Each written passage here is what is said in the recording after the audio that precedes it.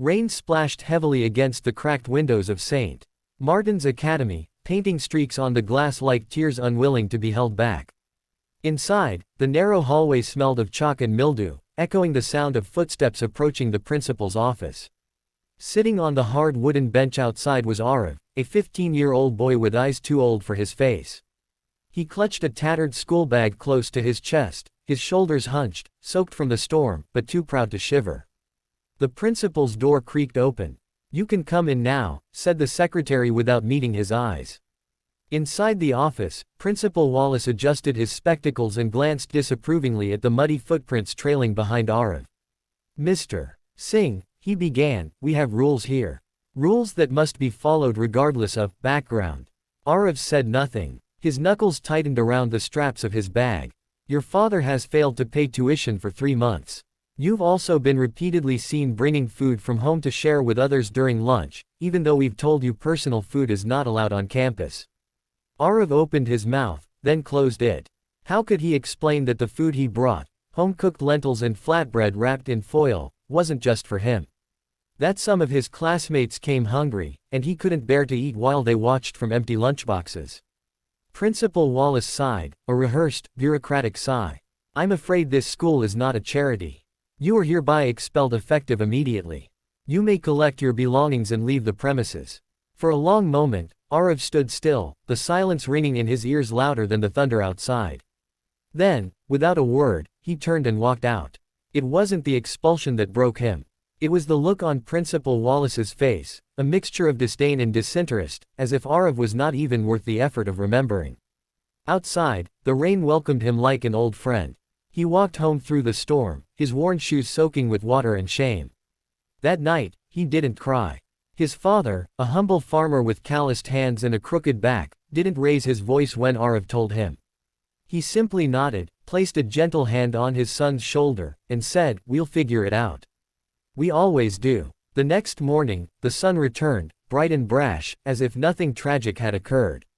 But at St. Martin's, something extraordinary was about to happen. At exactly 9:02 a.m., a thunderous sound echoed across the school grounds. A helicopter, sleek, silver, and gleaming, descended onto the sports field, its rotors whipping the air into chaos. Teachers and students rushed to the windows, mouths agape. Out stepped a man in an immaculate suit, flanked by assistants. His salt and pepper hair was tousled by the wind, but his stride was calm, determined. Principal Wallace, summoned to the field by a breathless secretary, adjusted his tie and hurried out. "May I help you, sir?"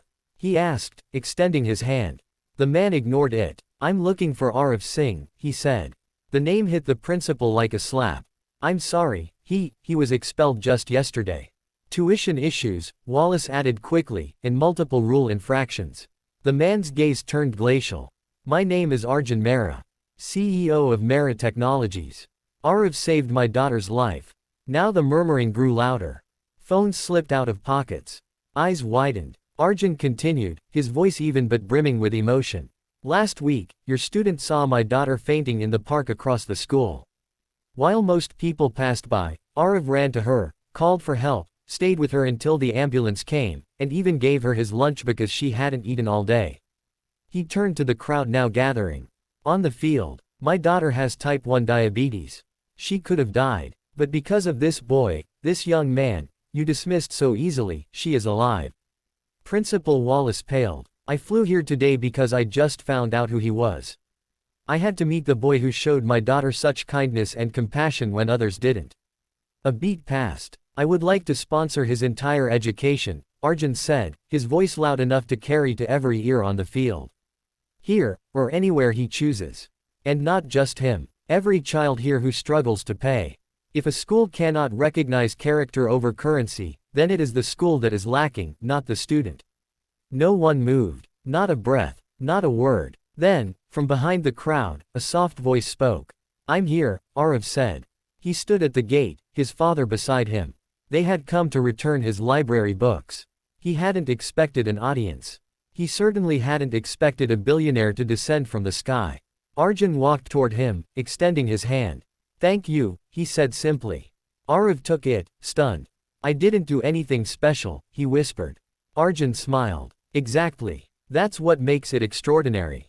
The media frenzy exploded within hours. Farmer's Son Expelled, now sponsored by Billionaire, headlined every major outlet.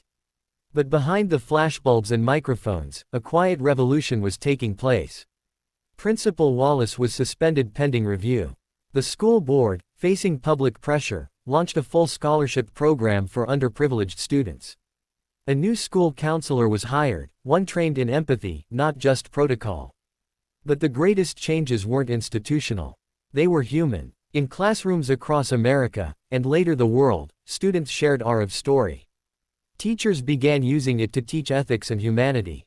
Kindness isn't weakness, one teacher in Ohio said, it's the foundation of real strength. Ariv, meanwhile, chose to continue at St. Martin's. When asked why, he said, because I want to help change it. Not everyone gets a helicopter moment. But maybe I can be the reason someone else doesn't give up before theirs comes. He studied hard. But more than that, he listened. He noticed when someone looked lonely. He noticed when lunch trays stayed too full, or when smiles didn't reach the eyes. And slowly, others began noticing too. By the time Ariv graduated, he had a scholarship to MIT, offers from 3 NGOs, and a letter from the President of the United States commending his actions. Still, he returned home every weekend to help his father on the farm. The soil, after all, had raised him. The roots were important. Years later, Ariv started an organization called the Second Chance Project. Its mission was simple: to find and fund children who had been forgotten by systems that only saw money, not merit. And every time he told his story, how he was expelled for being too poor and too kind, he ended with the same line. They tried to bury me. But they didn't know I was a seed. The world is full of Arivs. Children with golden hearts trapped in rusty systems. But sometimes, one act of kindness, a shared meal, a held hand, a phone call for help, can send ripples strong enough to reach a billionaire's ears. Strong enough to shake the walls of even the oldest institutions. Because kindness, in its purest form, is louder than money, stronger than prejudice, and more lasting than legacy.